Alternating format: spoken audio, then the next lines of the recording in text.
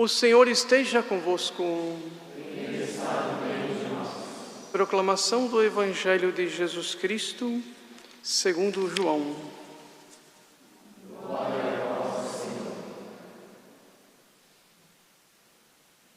Celebrava-se em Jerusalém a festa da dedicação do templo.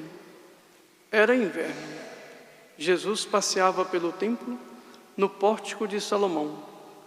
Os judeus rodeavam-no e disseram: até quando nos deixarás em dúvida? Se tu és o Messias, dize-nos abertamente. Jesus respondeu: já vou-lo disse, mas vós não o acreditais. As obras que eu faço em nome do meu Pai dão testemunho de mim. Vós, porém, não acreditais, porque não sois das minhas ovelhas. As minhas ovelhas escutam a minha voz. Eu as conheço e elas me seguem. Eu dou-lhes a vida eterna e elas jamais se perderão. E ninguém vai arrancá-las de minha mão. Meu Pai, que me deu essas ovelhas, é maior que todos, e ninguém pode arrebatá-las da mão do meu Pai. Eu e o Pai somos um. Palavra da salvação.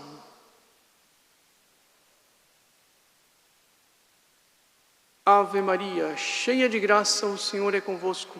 Bendita sois vós entre as mulheres, e bendito é o fruto do vosso ventre, Jesus.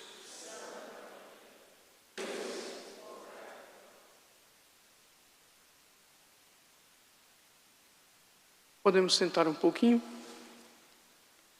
Vemos já na primeira leitura uma lição importante para que nós gravemos no nosso coração.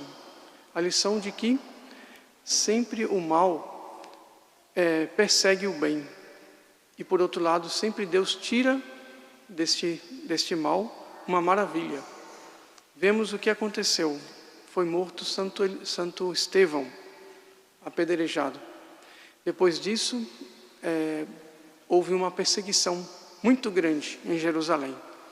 E muita gente teve que sair, fugir para outros lugares. Imagina o que é a gente ter que sair da nossa casa, um destino que a gente não sabe o que vai estar pela frente, digamos uma mudança na nossa vida, e chega lá do outro lado, a gente começa a falar o nome de nosso Senhor Jesus Cristo, começa a acontecer conversões e conversões e conversões. Foi essa maravilha que aconteceu, a tal ponto que, chegando esses discípulos na Grécia, foi a conversão de São Paulo, foi, enfim, São Barnabé, depois teve que ir lá para conferir, a pedido da igreja de Jerusalém, que havia dado uma norma que era para fazer apostolado somente com judeus. E chega lá, os pagãos começam a converter. Maravilha! Então aqui é uma lição muito importante. Quando acontece alguma coisa, até mesmo no sentido de alguma perseguição, porque nós somos católicos, porque nós somos de Nossa Senhora, porque nós queremos ser de Deus, né? Alguma coisa que seja muito forte, de repente, por causa de uma perseguição, a gente pode perder um emprego, pode acontecer, pode perder um amigo, pode perder isso, pode perder aquilo, né? Mas saiba que se nós estamos sendo perseguidos por amor a Deus, né, Deus vai tirar daí uma maravilha. Esta é uma lição. E outra lição nós temos no Evangelho. Vemos estes judeus que não tinham fé, o próprio nosso Senhor declara isso, eles não tinham fé, eles queriam um Messias que resolvesse todos os problemas políticos deles, porque eles estavam ali sendo subjugados por Roma. Roma subjugava muitos povos, inclusive os judeus. E eles queriam a libertação de Israel no sentido político, no sentido até mesmo econômico, para ter uma vida boa sem se preocupar. Ou até mesmo queriam subjugar outros, porque sempre foi o sonho, e até nos dias de hoje os sonhos dos judeus, enfim, são sonhos megalóticos, às vezes, que querem dominar os outros. Mas O que Nosso Senhor queria dar para eles era muito mais, era a noção de uma fé. Queria que eles fossem ovelhas do rebanho de Nosso Senhor, só que eles não queriam. Nosso Senhor disse com todas as palavras que eles estavam ali, eles não eram das ovelhas dele. E aqui nós podemos também tirar uma lição, que existem 2 rebanhos. Não existem 3, 4 mil rebanhos. Existem 2 rebanhos. O rebanho que é de Deus, que é de Nossa Senhora, as ovelhas que são de Deus e as ovelhas que são de Nossa Senhora, e as outras ovelhas não são.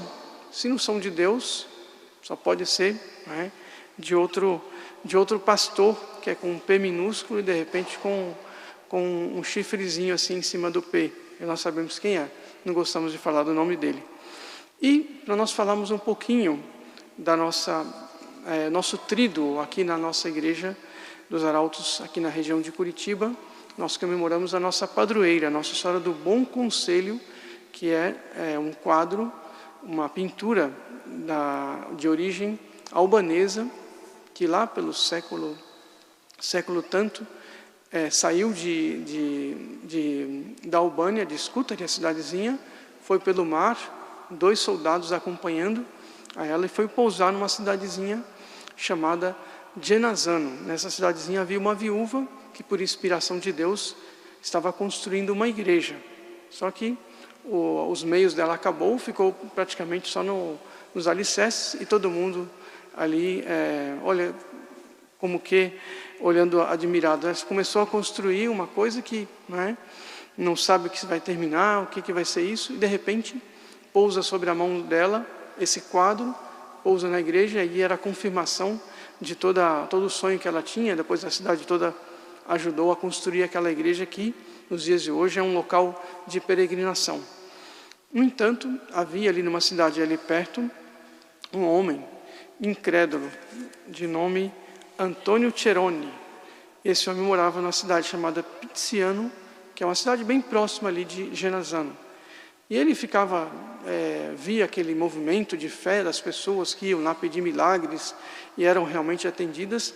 Ele não acreditava, era um incrédulo, desses que existem em todas as épocas da história da humanidade. Sempre há incrédulos. E ele um dia teve que ir a Genazano para resolver problemas, enfim, particulares, e resolveu entrar na igreja. Quando ele quer entrar na igreja, fica paralisado.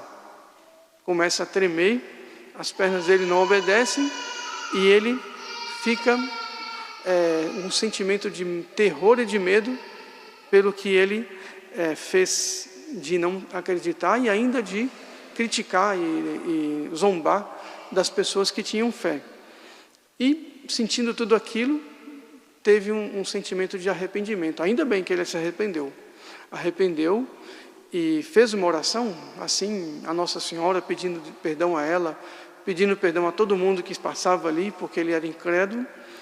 E, tal forma, aquele arrependimento foi perfeito, que ele recuperou as forças, entrou na igreja, rezou a Nossa Senhora, se converteu e depois foi um pregador da devoção à Nossa Senhora. A gente vê que tem jeito, se a pessoa se deixa levar pela graça, né, pode ser até incrédula, que tem solução, apenas deixar se levar pela graça.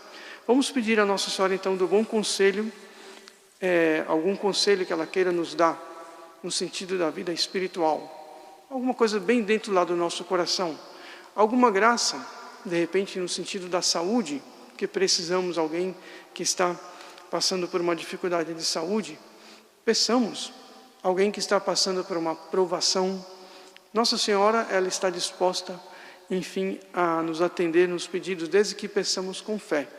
Vamos pedir então graças que precisamos e vamos fazer esse pedido, que Nossa Senhora nos dê aquela graça que ela sabe que nós mais precisamos para que estejamos mais próximos dela. Essa seria a melhor graça, porque a proximidade com Nossa Senhora, o caminho da santidade é o maior tesouro que nós devemos desejar.